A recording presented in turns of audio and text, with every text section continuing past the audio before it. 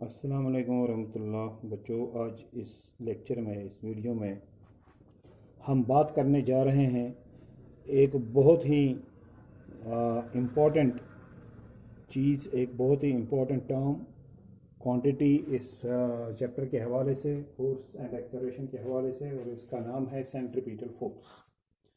आपने कई बार centripetal force जैसी टर्म आपको सुनने को मिली होगी, और हमने भी फिज़िक्स में कई बार ये नाम लिया होगा।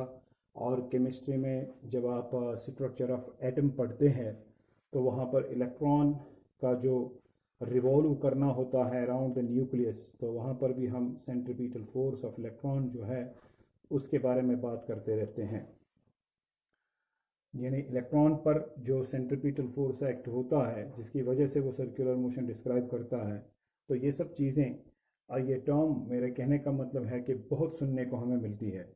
आइए देखते हैं कि सेंट्रीपिटल फोर्स होता क्या है। दरअसल जब भी एक बॉडी या जब भी एक पार्टिकल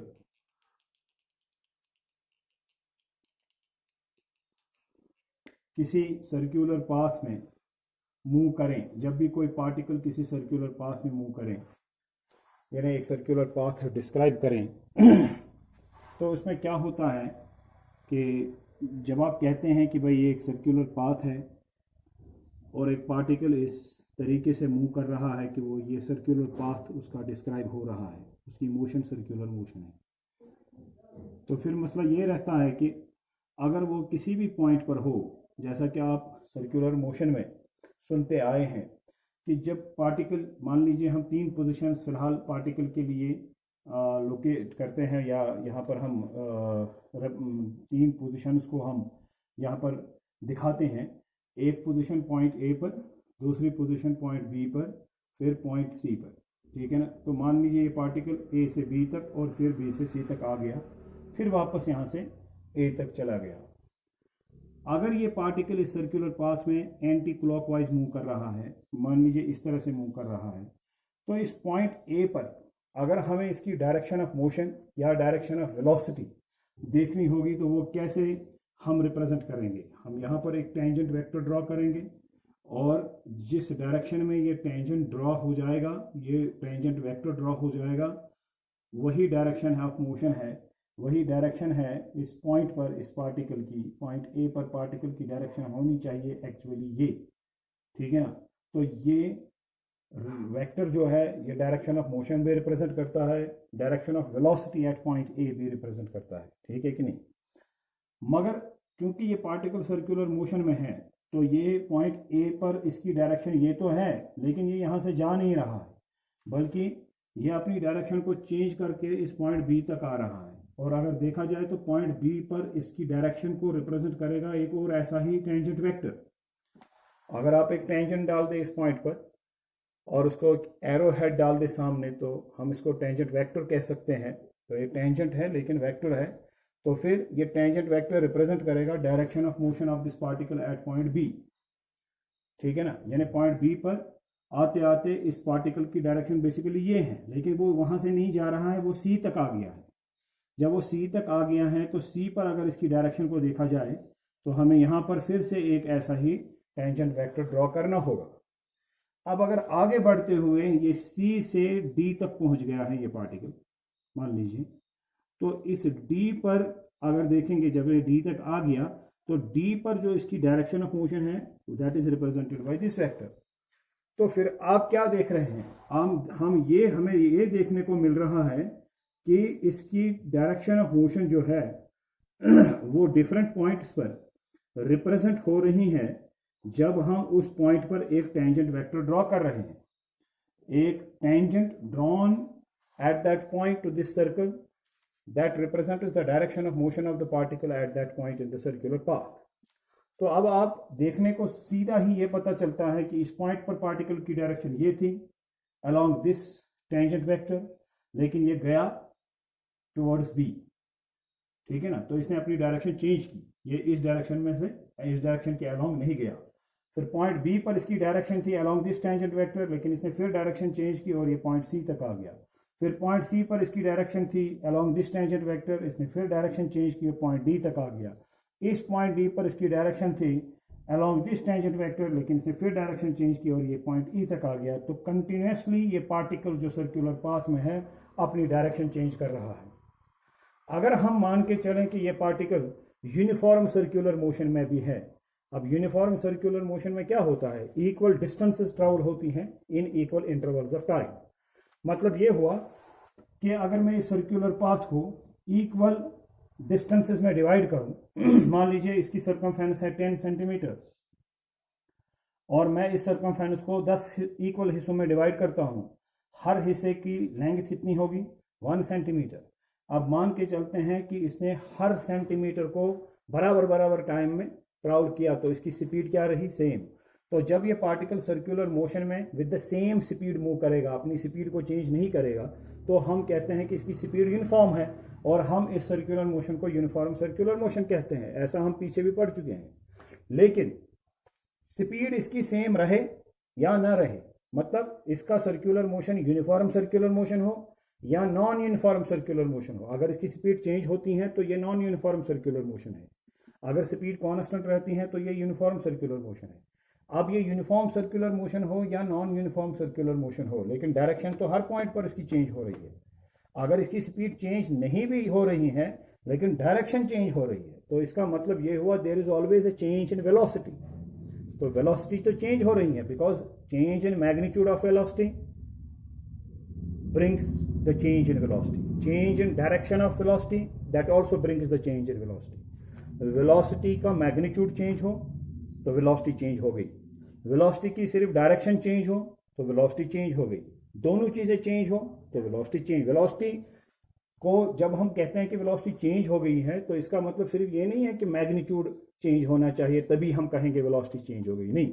अगर पार्टिकल की डायरेक्शन भी चेंज हो गई तो भी हम कहेंगे कि भाई इसकी वेलोसिटी का मैग्नीट्यूड अगर चेंज नहीं हो रहा है लेकिन इसकी डायरेक्शन चेंज हो रही है, तो डायरेक्शन ऑफ मोशन चेंज हो गई तो वेलोसिटी की डायरेक्शन चेंज हो गई, वेलोसिटी की डायरेक्शन चेंज हो गई तो मतलब वेलोसिटी चेंज हो गई फिर, ठीक है कि नहीं। चाहे वेलोसिटी मैग्नीट्यूड में चेंज हो जाए, डायरेक्शन में चेंज हो जाए, हम दोनों वक्त दोनों मौक़ों पर यही मानेंगे कि वेलोसिटी में चेंज आ गई है। अब आप देख रहे हैं कि इस पार्टिकल की जो हम देख रहे हैं कि अगर स्पीड कांस्टेंट भी है, अगर कि इसकी स्पीड चेंज नहीं हो रही है लेकिन इसकी वेलोसिटी चेंज हो रही है, why, because there is a change in direction of motion. तो लिहाजा हम ये कहते हैं कि every particle in circular motion, कोई भी पार्टिकल सर्कुलर मोशन में हो, हमेशा उसकी डायरेक्शन चेंज होती रहेगी, क्योंकि अगर डायरेक्शन चेंज नहीं होगी, ये देखिए पॉइंट ए पर मान लीजिए डायरेक्शन चेंज नहीं हुई, तो पार्टिकल यहाँ से जाएगा अलोंग दिस डायरेक्शन, तो इसका मतलब सर्कुलर पाथ डिस्क्राइब नहीं होगा। सर्कुलर पाथ डिस्क्राइब करने के लिए डायरेक्शन चेंज करनी है। यहाँ पर अगर यही डायरेक्शन रहेगी तो सर्कुलर पाथ डिस्क्राइब नहीं होगा, तो ज़रूरी है कि डायरेक्शन चेंज होनी चाहिए, तब जाके सर्कुलर पाथ डिस्क्राइब होता है। तो सर्कुलर पाथ डिस्क्राइब करने में एक पार्टिकल को चाहे उसकी स्पीड सेम भी रहे या ना भी रहे, मगर अगर उसकी स्पीड सेम भी रहती है लेकिन फिर भी उसको अपनी डायरेक्शन चेंज करनी पड़ती है, तब जाके एक सर्कुलर मोशन उसका बन सकता है, तब उसका पाथ सर्कुलर पाथ बन सकता है। और जब एक पार्टिकल अपनी डायरेक्शन को चेंज करता है, इसका मतलब उसकी वेलोसिटी चेंज हो गई बट इन डायरेक्शन, उसकी वेलोसिटी चेंज हो गई और वो चेंज किस में आ गई, उसकी डायरेक्शन में। मगर जब वेलोसिटी चेंज होती है तो पर यूनिट टाइम कितना चेंज वेलोसिटी में आ गया, हम उसको क्या कहते हैं, acceleration. Acceleration is the rate of change of velocity. अब आपने देखा कि इस पार्टिकल की वेलोसिटी चेंज हो रही है, चाहे मान लीजिए इसकी स्पीड कांस्टेंट भी है लेकिन इसकी डायरेक्शन तो चेंज हो रही है, सो दैट मीन्स इसकी वेलोसिटी चेंज हो रही है। अब इसकी वेलोसिटी चेंज हो रही है तो चेंज इन वेलोसिटी जब होगा तब जरूरी एक्सेलरेशन होगी, because acceleration is rate of change of velocity. Acceleration का मतलब ये है कि वेलोसिटी कितनी चेंज हो गई है एक सेकंड में या पर यूनिट टाइम में। तो इसका मतलब ये हुआ, एक सर्कुलर मोशन जब किसी कोई पार्टिकल डिस्क्राइब करता है, सबसे पहली बात हमने देखी कि there is always a change in velocity, ठीक है ना, चाहे उसकी स्पीड कांस्टेंट भी रहे लेकिन वेलोसिटी जो है वो चेंज होगी क्योंकि डायरेक्शन इसकी चेंज हो रही है। And when there is a change in velocity there is some acceleration. तो लिहाजा हम कहेंगे a circular motion, whether uniform circular motion और नॉन यूनिफॉर्म सर्कुलर मोशन, चाहे वो यूनिफॉर्म सर्कुलर मोशन हो चाहे वो नॉन यूनिफॉर्म सर्कुलर मोशन हो, हमेशा ही एक सर्कुलर मोशन में चेंज इन वेलोसिटी होता है और हमेशा ही सर्कुलर मोशन में एक्सेलरेशन प्रोड्यूस होती है। लिहाजा हम क्या कहते हैं, हम कहते हैं circular motion is an accelerated motion. एक सर्कुलर मोशन जो है वो एक्सेलरेटेड मोशन होता है। तो इस मोशन में क्या प्रोड्यूस हो रही है, एक्सेलरेशन। अब हम दो तरीकों से समझ सकते हैं। देखिए न्यूटन सेकंड लॉ से हम समझ सकते हैं, हमें पता है F is equal to m into a, ठीक है ना। अगर मैं लिखूं A इज 0, कोई एक्सेलरेशन प्रोड्यूस नहीं हो रही, तो हम क्या लिखेंगे, हमें क्या मिलेगा, हमें मिलेगा then F is equal to 0। If शाबाश acceleration is 0 then F is 0। इसका मतलब जब किसी बॉडी में, किसी पार्टिकल में कोई एक्सेलरेशन नहीं है, अगर किसी मोशन के दौरान कोई एक्सेलरेशन प्रोड्यूस नहीं हो रही है, जब एक्सेलरेशन 0 है तो इसका मतलब क्या हुआ, कोई फोर्स उस पार्टिकल पर नहीं है। एक्सेलरेशन नहीं है का मतलब यूनिफॉर्म मोशन है। एक्सेलरेशन होने का मतलब यह है कि कोई फोर्स, एक्सेलरेशन नहीं होने का मतलब है कि इस पार्टिकल पर कोई फोर्स नहीं है। मगर जब एक्सेलरेशन 0 है ही नहीं, इसमें एक्सेलरेशन जरूर है। अभी हमने कहा ए circular motion is always an accelerated motion, चाहे वो यूनिफॉर्म सर्कुलर मोशन हो, उसकी स्पीड सेम हो, चाहे पार्टिकल की स्पीड सेम ना रहे, नॉन यूनिफॉर्म सर्कुलर मोशन हो, लेकिन वेलोसिटी चेंज हो जाएगी। वेलोसिटी चेंज होने का मतलब एक्सेलरेशन जरूर होगी। और हमेशा ही सर्कुलर मोशन, कोई भी सर्कुलर मोशन हो, किसी भी काइंड का, किसी भी टाइप का, किसी भी तरीके का सर्कुलर मोशन हो, वो हमेशा ही एक्सेलरेटेड मोशन होता है। मतलब कि उसमें ए 0 नहीं होता, तो उस पर एफ भी 0 नहीं होगा, क्योंकि ए जब 0 होगा तभी उस पर फोर्स, किसी पार्टिकल पर जब एक्सेलरेशन नहीं होगी तब हम कह सकते हैं कि फोर्स नहीं है। लेकिन जब एक्सेलरेशन 0 नहीं है, when A is not equal to 0, तो आप बताइए एफ 0 हो सकता है फिर? नहीं। क्यों? क्योंकि मास तो पहले ही 0 नहीं हो सकती किसी पार्टिकल की, अब उसका एक्सेलरेशन भी 0 नहीं है, तो ये दोनों का प्रोडक्ट जो है कभी भी 0 नहीं हो सकता फिर, यानी फोर्स जो है वो 0 नहीं हो सकता। तो हमने क्या सोचा, हमने क्या समझा, हमने समझा कि एक पार्टिकल सर्कुलर मोशन में है तो उसकी वेलोसिटी जो है वो चेंज हो जाएगी, क्योंकि उसकी डायरेक्शन जो है वो चेंज हो रही है। दूसरी बात, जब इसमें वेलोसिटी में चेंज आ रही है तो उसमें एक्सेलरेशन प्रोड्यूस हो रही है। तो जब इसकी एक्सेलरेशन, जब ये मोशन एक्सेलरेटेड मोशन है, then this is a motion under force, it's a forced motion. तो ये मोशन जो है इसमें एक्सेलरेशन 0 नहीं है, इस पर जरूर कोई ना कोई फोर्स होगा। तो सर्कुलर मोशन वाले पार्टिकल पर जरूर कोई ना कोई फोर्स होता है। और अगर फोर्स नहीं होगा, एक्सेलरेशन नहीं होगी। एक्सेलरेशन नहीं होगी, वेलोसिटी चेंज नहीं हो रही है। फिर वेलोसिटी चेंज नहीं हो रही है तो इसका मतलब सर्कुलर मोशन नहीं हो रही है, क्योंकि वेलोसिटी चेंज नहीं हो रही है का मतलब क्या है कि पार्टिकल सीधे एक डायरेक्शन में जा रहा है और उसमें कोई सर्कुलर मोशन फिर डिस्क्राइब नहीं होगी। नटशेल में हम कहेंगे every circular motion is an accelerated motion. In every circular motion there is a change in velocity. हाँ, मे बी द स्पीड में रिमेन सेम। अगर स्पीड सेम रहती है then it is a uniform circular motion. अगर speed same नहीं रहती है, it is a non uniform circular motion. But in every circular motion there is a change in velocity because there is change in direction, direction of motion at every point of the particle during its motion. And when there is acceleration, there is a change in velocity. When there is a change in velocity, there is some acceleration produced. And जब acceleration produce हो गई, there is some force on the particle. उसी force को हम ढूंढ रहे हैं और उसी फोर्स को हम सेंट्रीपिटल फोर्स कहते हैं। ये तो एक तरीका हो गया समझाने का। पहले मैं इस बात पर स्ट्रेस दे रहा हूं कि वहां पर कोई फोर्स है, फिर हम उस फोर्स को सेंट्रीपिटल फोर्स कहते हैं। वो कैसा होता है, उसमें क्या चीज़ें देखनी है, वो कैसे हम एक्सप्रेशन उसका डिराइव करेंगे, वो आगे देखेंगे। ये तो एक पहले हम देख रहे हैं कि क्या फोर्स है भी या नहीं। तो हमें यहाँ पर इस डिस्कशन से ये मिला कि फोर्स होना चाहिए, क्योंकि इसमें तो वेलोसिटी चेंज हो रही है, इसमें एक्सेलरेशन प्रोड्यूस हो रही है। एक्सेलरेशन है तो फिर फोर्स है। अब दूसरे तरीके से भी इसको समझा जा सकता है कि वहां पर फोर्स है। क्यों? क्योंकि देख लीजिए, अगर इस पार्टिकल की डायरेक्शन आप यहां से देख रहे हैं कि पॉइंट ए पर इस तरफ थी, मगर ये गया कहां? इस तरफ। अब पॉइंट बी पर इसकी डायरेक्शन थी ये, लेकिन ये गया कहां? ये सी की तरफ आ गया।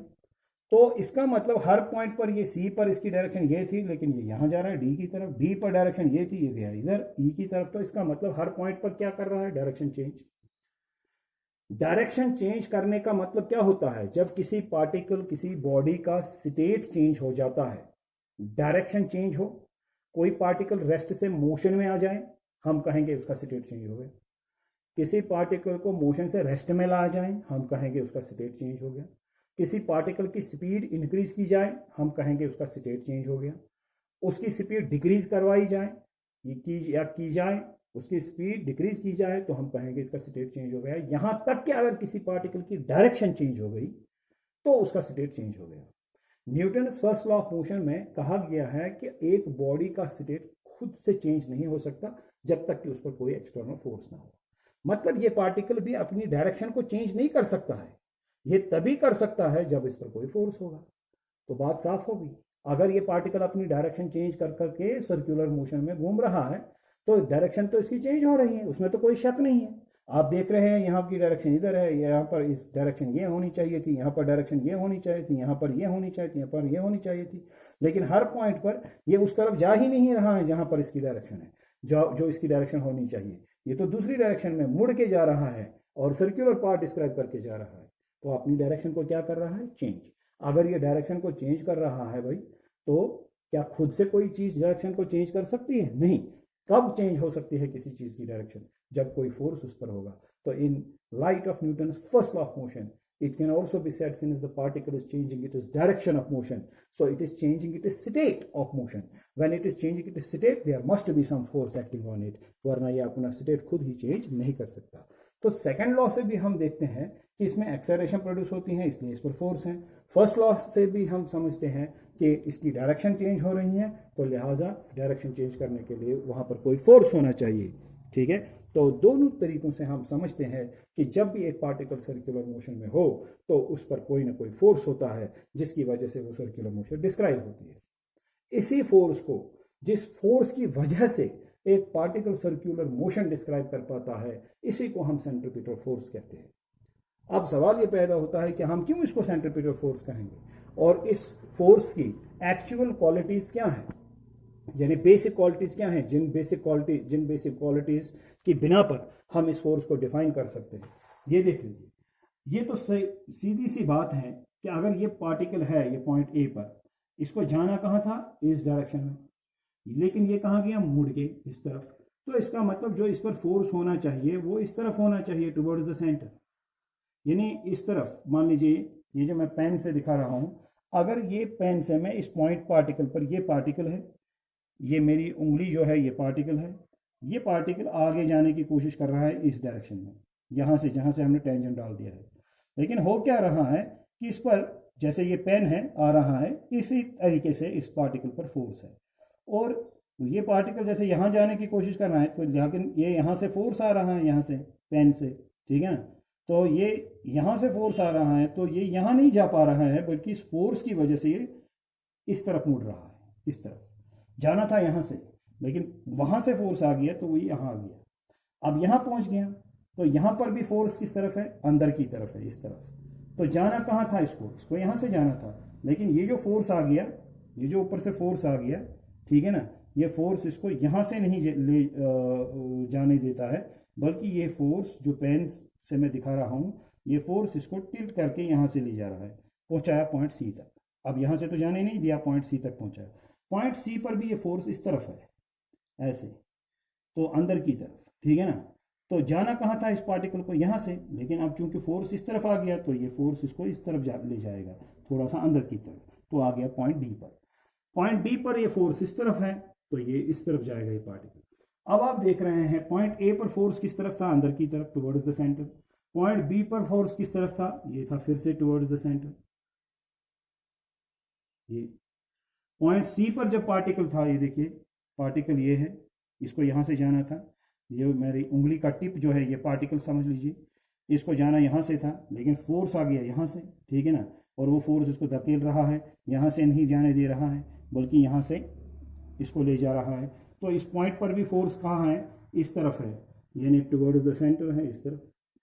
हर पॉइंट पर ये फोर्स इस पार्टिकल पर है, पॉइंट ए पर भी है, पॉइंट बी पर भी है, सी पर भी है, डी पर भी, हर पॉइंट पर। यानी अब अगर इस सारी सिचुएशन को इस तरह से दिखाया जाए कि ये पार्टिकल, मेरी उंगली का टिप फिर से एक पार्टिकल है, ठीक है ना, और ये जैसे ही मूव करने की कोशिश कर रहा है, ये फोर्स इस पर आ रहा है, और वो फोर्स लगातार इस पर परपेंडिकुलर डायरेक्शन में है, और इस तरफ है towards the centre, her point पर। अब ये फोर्स उतना ज्यादा नहीं है कि ये पार्टिकल को यहाँ से सीधा सेंटर की तरफ ले जाए। अब पार्टिकल तो यहाँ से जाने की कोशिश कर रहा है, लेकिन फोर्स इसको यहाँ से आ रहा है तो वो न यहाँ से जा पा रहा है बल्कि थोड़ा सा टिल्ट होके जा रहा है। यहाँ इस पॉइंट पर फोर्स इस तरफ है, पार्टिकल को यहाँ से जाना था, लेकिन इस फोर्स ने जो यहाँ से आ गया उसने इसको थोड़ा सा टिल्ट करके यहाँ तक पहुँचाया। यहाँ पर इसको यहाँ से जाना था, लेकिन फोर्स यहाँ से आ गया तो वो टिल्ट करके इसको यहाँ तक ले जाता है।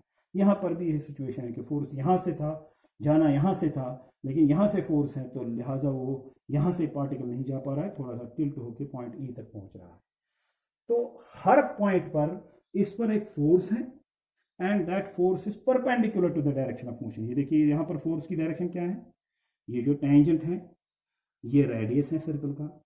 आप जानते हैं radius is always at 90 degrees, radius of a circle is always at 90 degrees with the tangent at its point of contact. पढ़ा है आपने सर्कल्स में, रेडियस ऑफ सर्कल हमेशा ही टेंजेंट के साथ क्या बनाता है, 90 डिग्रीज बनाता है। किस पॉइंट पर, पॉइंट ऑफ कॉन्टैक्ट पर। अब ये एंगल कितना होगा 90, ये एंगल कितना होगा 90, ये एंगल कितना होगा ये भी 90, ये एंगल कितना होगा ये भी 90। इसका मतलब ये फोर्स हर पॉइंट पर, ये फोर्स हर पॉइंट पर डायरेक्शन ऑफ मोशन के साथ 90 बनाएगा। ये फोर्स की डायरेक्शन है और ये डायरेक्शन ऑफ मोशन है, एक्चुअल डायरेक्शन ऑफ मोशन, जहां से पार्टिकल को जाना था वो ये डायरेक्शन है, ये फोर्स है। और यहाँ एंगल क्या बन गया 90। यहाँ पर ये डायरेक्शन ऑफ मोशन है, ये डायरेक्शन ऑफ फोर्स है, एंगल क्या बन गया 90। यहाँ पर ये डायरेक्शन ऑफ मोशन है, ये डायरेक्शन ऑफ फोर्स है, एंगल क्या बन रहा है 90। हर पॉइंट पर ये force perpendicular, this force is always at every point of the circular path, this force is perpendicular to the direction of motion and it acts towards the center along the radius। ये force हमेशा किस तरफ होता है, centre की तरफ होता है। And along the radius, radius के along, जैसे कि ये इस फोर्स की टेंडेंसी ये होती है कि ये पार्टिकल को ले जाए towards the center along the radius, tendency होती है, यानी ये ले नहीं पा रहा है, बिल्कुल पार्टिकल को सेंटर की तरफ नहीं ले पा रहा है, लेकिन इसकी टेंडेंसी होती है to take the particle towards the centre, ठीक है, अलोंग द रेडियस। तो इस फोर्स की हमें 3 क्वालिटीज यहां पर पता चली। नंबर 1, ये force perpendicular to the direction of motion होता है, it acts towards the centre along the radius. लिहाजा हम सेंट्रीपिटल फोर्स को इस तरह से डिफाइन करते हैं, it is a force which acts on a particle moving in a circular path, moving on a particle, it's a force, आप लिखिए वहां पर नोट करें, it is a force that acts on a particle moving in a circular path in such a way that it is always at right angles to the direction of motion of the particle and acts towards the center along the radius। मैं फिर से बताता हूं, it is a force that acts on a particle moving in a circular path in such a way that it is always at right angles to the direction of motion of the particle and acts towards the center along the radius, acts towards the center along the radius। so ये force वो force है जो circular path पर move करते हुए particle पर होता है। इस तरह से होता है कि ये फोर्स हमेशा परपेंडिकुलर होता है, इसकी डायरेक्शन हमेशा होती है perpendicular to the direction of motion. जहां भी आप देखें डायरेक्शन ऑफ मोशन क्या है, वहां पर परपेंडिकुलर डायरेक्शन में ये डायरेक्शन, ये फोर्स होता है टुवर्ड्स द सेंटर, ये सेंटर की तरफ होता है and it acts towards the centre along the radius, ठीक है ना। तो इस फोर्स की टेंडेंसी हमेशा होती है पार्टिकल को सेंटर की तरफ ले जाना, ठीक है ना। लेकिन अब अगर ये फोर्स इनसफिशिएंट होगा, कम होगा, उतना ज्यादा नहीं होगा कि ये सेंटर की तरफ ले जा पाए, तो फिर ये पार्टिकल को सर्कुलर पाथ में ही रिवॉल्व करवाएगा। अच्छा, ये फोर्स तब भी होता है जब पार्टिकल एक कंप्लीट सर्कुलर पाथ में ना जाए, बल्कि एक इलिप्टिकल ऑर्बिट डिस्क्राइब करे, इस तरीके से इलिप्टिकल पाथ डिस्क्राइब करे, या फिर जब वो एक छोटी सी कर्व डिस्क्राइब करे। कोई कर्व डिस्क्राइब करने के लिए भी आपको इस पार्टिकल को सेंट्रीपिटल फोर्स होता है, क्योंकि कर्व में भी क्या होता है, अगर छोटी सी कर्व भी डिस्क्राइब हो गई, यहां से यहां तक ही मान लीजिए, अगर एक छोटी सी कर्व भी डिस्क्राइब कहीं पर हो गई, मतलब पार्टिकल यहां से आ गया ए से, कहां पर आ गया बी तक, तो पॉइंट ए पर इसकी डायरेक्शन क्या थी, ये टेंजेंट डालना है इस कर्व को, लेकिन इसने डायरेक्शन चेंज की है, ये पॉइंट बी तक पहुंच गया है तो इसकी डायरेक्शन चेंज हुई है, तो इस पर भी सेंट्रीपिटल फोर्स होगा जो इस कर्व के सेंटर की तरफ इसको जो यहाँ पर भी ये कर्व, अगर हम इस कर्व को ड्रॉ करें, पूरा एक सर्कल में ड्रॉ करें, तो फिर उस सर्कल का भी एक सेंटर होगा, ठीक है कि नहीं। तो यहाँ पर हम कहेंगे कि अगर ये छोटी सी कर्व पर भी एक पार्टिकल होगा तो उस पर भी सेंट्रीपिटल फोर्स होगा, वो भी परपेंडिकुलर होगा to the direction of motion of the particle, वो भी होगा towards the centre of this curve, और वो भी एक्ट करेगा along the radius of this curve. तो चाहे एक पूरा सर्कुलर पाथ बने, चाहे एक छोटी सी कर्व बने, चाहे एक इलिप्टिकल पाथ बने, तो जब भी डायरेक्शन पार्टिकल की चेंज हो जाए, वो सर्कुलर पाथ बना सकता है, एक छोटी कर्व बना सकता है, वो एक इलिप्टिकल पाथ बना सकता है। तो इन सारे केसेस में उस पर एक फोर्स की ज़रूरत है, जो फोर्स उसको सर्कुलर पाथ में ले जाए, जो फोर्स उसको उस कर्व में ले जाए, जो फोर्स उसको उस इलिप्टिकल पाथ पर ले जाए, और ऐसे फोर्स को हम सेंट्रीपिटल फोर्स कहते हैं। इसका मतलब ही ये हुआ, इस सेंट्रीपिटल फोर्स के बगैर कोई भी सर्कुलर मोशन, कोई भी इलिप्टिकल मोशन, कोई भी एक कर्व पर मोशन पॉसिबल नहीं होती। ये तभी पॉसिबल होता है जब आपके पास सेंट्रीपिटल फोर्स होता है जो पार्टिकल को ऐसी मोशन देता है। हम चंद एक एग्जांपल से समझ सकते हैं। अगर आप एक पत्थर के साथ, एक पत्थर आप एक रस्सी के साथ बांधते हैं, और रस्सी का जो दूसरा एंड है वो अपने हाथ में लेते हैं और ऊपर उठाकर इसको गोल गोल घुमाते हैं, तो जो पत्थर आपने इसके साथ बांध लिया है वो एक सर्कुलर मोशन डिस्क्राइब करेगा, ठीक है ना। तो जब वो सर्कुलर मोशन में घूमेगा वो पत्थर, तो उस पर भी सेंट्रीपिटल फोर्स होना चाहिए। तो कहाँ से आता है वो सेंट्रीपिटल फोर्स? उस वक्त जो हम हाथ से घुमा रहे होते हैं, जो हम मस्क्यूलर फोर्स अप्लाई कर रहे होते हैं, वही सेंट्रीपिटल फोर्स प्रोवाइड करता है इस पत्थर के लिए। ठीक इसी तरह से एक इलेक्ट्रॉन पर जब वो रिवॉल्व करता है अराउंड द न्यूक्लियस, अगर ये न्यूक्लियस है और एक इलेक्ट्रॉन अपने ऑर्बिट में इस न्यूक्लियस के इर्द गिर्द रिवॉल्व करता है, तो इसको भी तो फिर सेंट्रीपिटल फोर्स चाहिए। तो इसको कहाँ से सेंट्रीपिटल फोर्स मिलता है? कौन सा फोर्स इसके लिए सेंट्रीपिटल फोर्स बनता है जो इसको इस सर्कुलर पाथ में घुमाता है? इस इलेक्ट्रॉन को हमेशा ही इलेक्ट्रोस्टैटिक फोर्स ऑफ अट्रैक्शन होता है। किसके साथ? न्यूक्लियस के साथ, क्योंकि इलेक्ट्रॉन नेगेटिवली चार्ज होता है और ये न्यूक्लियस पॉजिटिवली चार्ज होता है। ये जो इलेक्ट्रोस्टैटिक फोर्स है वो इस पर बिल्कुल टुवर्ड्स द सेंटर होता है, बिल्कुल अलोंग द रेडियस होता है। मतलब ये इलेक्ट्रॉन की direction of motion, actual direction of motion ये है, ये अलोंग दिस टेंजेंट है, लेकिन इलेक्ट्रोस्टैटिक फोर्स जो इसका है न्यूक्लियस के साथ, वो तो बिल्कुल सेंटर की तरफ है, टुवर्ड्स द सेंटर है, अलोंग द रेडियस है। तो यही फोर्स बन गया सेंट्रीपिटल फोर्स। अब इलेक्ट्रॉन यहाँ पर आ गया तो यहाँ पर भी न्यूक्लियस के साथ इसको इस तरफ फोर्स होगा, हालांकि इसकी अपनी डायरेक्शन ऑफ मोशन ये होगी इस पॉइंट पर। फिर ये इलेक्ट्रॉन इस फोर्स की वजह से, अब यहाँ से जाना था लेकिन वहाँ से नहीं गया, इस फोर्स की वजह से ये यहाँ आ गया, और यहाँ पर इसकी डायरेक्शन ऑफ मोशन यहाँ से होनी थी, लेकिन अब फिर से इस इलेक्ट्रॉन को क्या है, इलेक्ट्रोस्टैटिक फोर्स न्यूक्लियस के साथ। तो हर पॉइंट पर आप पाएंगे इस इलेक्ट्रॉन पर अंदर की तरफ, न्यूक्लियस की तरफ फोर्स रहेगा, और यही force of electrostatic force of attraction इस इलेक्ट्रॉन को प्रोवाइड करेगा नेसेसरी सेंट्रीपिटल फोर्स। तो हमने कहा कि सर्कुलर मोशन के लिए सेंट्रीपिटल फोर्स की ज़रूरत है।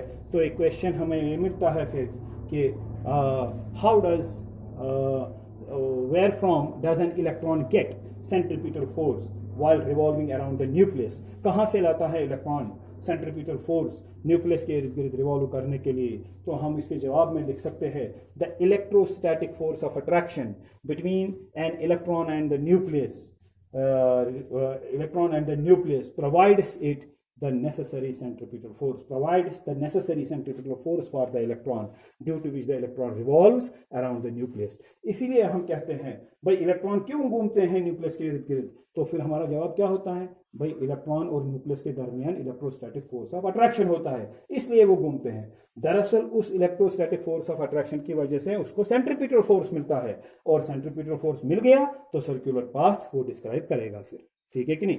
इसी तरह से जब प्लैनेट्स रिवॉल्व करते हैं अराउंड द सन, तो उनके लिए भी चाहिए क्या, ये सन है मान लीजिए, और ये मान लीजिए एक प्लेनेट है, मान लीजिए अर्थ रिवॉल्व कर रही है अराउंड द सन। अब इसको भी सेंट्रीपिटल फोर्स चाहिए रिवॉल्व करने के लिए। तो यहाँ पर जो ग्रेविटेशनल फोर्स ऑफ अट्रैक्शन होता है between the centre of mass of earth and centre mass of sun, आप मान के चलिए सन और अर्थ के दरमियान जो ग्रेविटेशनल फोर्स ऑफ अट्रैक्शन होता है वो कहाँ की ओर होता है, towards the centre along the radius, ठीक है ना। तो डायरेक्शन यहाँ पर ये है, डायरेक्शन ऑफ मोशन प्लैनेट की कुछ और हो सकती है, ये हो सकती हैं, ठीक है, लेकिन फोर्स यहाँ से हैं, तो इसका मतलब ये फोर्स, ग्रेविटेशनल फोर्स ही यहाँ पर प्रोवाइड करेगा क्या, नेसेसरी सेंट्रीपिटल फोर्स। तो एक प्लेनेट और सन, प्लेनेट्स क्यों फिर रिवॉल्व करते हैं अराउंड द सन, उनको भी तो सेंट्रीपिटल फोर्स अब चाहिए रिवॉल्व करने के लिए, तो वो कहाँ से सेंट्रीपिटल फोर्स लाते हैं। तो हमें पता चला यहाँ से इस डिस्कशन से कि the gravitational force of attraction between a planet and the sun provides the necessary centripetal force for the planet। जैसे electrostatic force of attraction nucleus और इलेक्ट्रॉन के लिए बनता है सेंट्रीपिटल फोर्स, इसीलिए प्लेनेट और प्लेनेट और सन के लिए ग्रेविटेशनल फोर्स ऑफ अट्रैक्शन जो प्लेनेट पर होता है सन की वजह से, वही बनता है सेंट्रीपिटल फोर्स इस प्लेनेट के लिए। और यही हाल होता है जब सैटेलाइट्स रिवॉल्व करती हैं अराउंड प्लेनेट्स। वो क्यों रिवॉल्व करेगी प्लेनेट्स के इर्द गिर्द ऑर्बिट्स में, वो भी, उनको भी तो सेंट्रीपिटल फोर्स चाहिए, तो वहां पर सैटेलाइट और प्लेनेट के दरमियान जो ग्रेविटेशनल फोर्स ऑफ अट्रैक्शन होता है वही उस सैटेलाइट के लिए सेंट्रीपिटल फोर्स बनता है। फिर एक सिचुएशन आती है कि अगर एक रास्ते पे, एक स्ट्रेट हाईवे पे एक गाड़ी जा रही है, बाइक जा रही है, साइकिल जा रही है, तो अगर उसको एक मोड़ सामने आ जाता है, एक कर्व आ जाती है और उसको वो मोड़ जो है डिस्क्राइब करना पड़ता है, उस कर्व को डिस्क्राइब करना पड़ता है, मुड़ना पड़ता है, तो वो जब मुड़ेगा वो बाइकर या फिर वो स्कूटरिस्ट या फिर वो गाड़ी वाला जब मुड़ेगा तो वो एक कर्व बनाएगा, तो उस कर्व बनाने के लिए भी तो सेंट्रीपिटल फोर्स चाहिए। वहां पर उसको कैसे सेंट्रीपिटल फोर्स मिलता है, तो फोर्स ऑफ फ्रिक्शन, मैंने फ्रिक्शन में भी पढ़ाया है, फोर्स ऑफ फ्रिक्शन जो tyres of the vehicle and road surface, इन दो के दरमियान जो फोर्स ऑफ फ्रिक्शन पैदा होती है वही प्रोवाइड करता है इसके लिए वहां पर सेंट्रीपिटल फोर्स, इस बाइकर के लिए, इस गाड़ी वाले के लिए। वरना अगर आप देखते हैं जब ये फोर्स ऑफ फ्रिक्शन कम होता है, जब कोई रोड स्लिपरी होता है और जब बहुत तेजी से ये व्हीकल आता है स्लिपरी रोड पर, आगे मोड़ आ गया, वो मोड़ काट नहीं पाया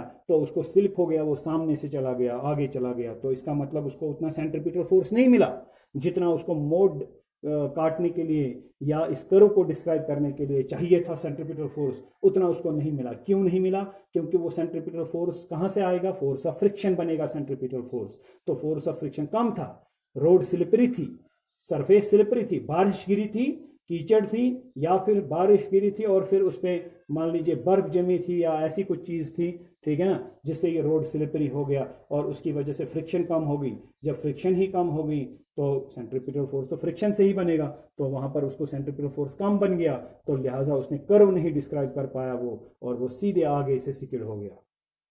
तो बहुत सारे केसेस हैं, आप खुद ढूंढें और पढ़ें कि किन केसेस में सेंट्रीपिटल फोर्स हमें हर एक केस में चाहिए, जहां पर भी सर्कुलर मोशन है या किसी कर्व के अलावा मोशन है या इलिप्टिकल मोशन है, हमें हमेशा सेंट्रीपिटल फोर्स चाहिए। और आप ढूंढिए कि कौन सा फोर्स किस वक्त सेंट्रीपिटल फोर्स प्रोवाइड करता है। जैसे मैंने कहा प्लेनेट और सन के दरमियान जब इस केस में gravitational force of attraction centripetal force provide करता है, और न्यूक्लियस और इलेक्ट्रॉन वाले केस में इलेक्ट्रोस्टैटिक फोर्स ही सेंट्रीपिटल फोर्स प्रोवाइड करता है, और गाड़ी या बाइक वगैरह के कर्व करने पर हम वहां पर देखा हमने कि ग्रेविटेशनल फोर्स नहीं, इलेक्ट्रोस्टैटिक फोर्स नहीं, वहां पर फोर्स ऑफ फ्रिक्शन जो है वही सेंट्रीपिटल फोर्स प्रोवाइड करता है। तो कोई ना कोई फोर्स ऐसा होता है इन ऑब्जेक्ट्स पर जो कि perpendicular to the direction of motion हो एंड टुवर्ड्स द सेंटर हो। ये टुवर्ड्स द सेंटर जो है, इसी के लिए हम इसको सेंट्रीपिटल कहते हैं। सेंट्रीपिटल का मतलब ही होता है सीकिंग द सेंटर, यानी ये फोर्स टुवर्ड्स द सेंटर होता है, it seeks the centre, it tends to take the body towards the centre, ठीक है कि नहीं।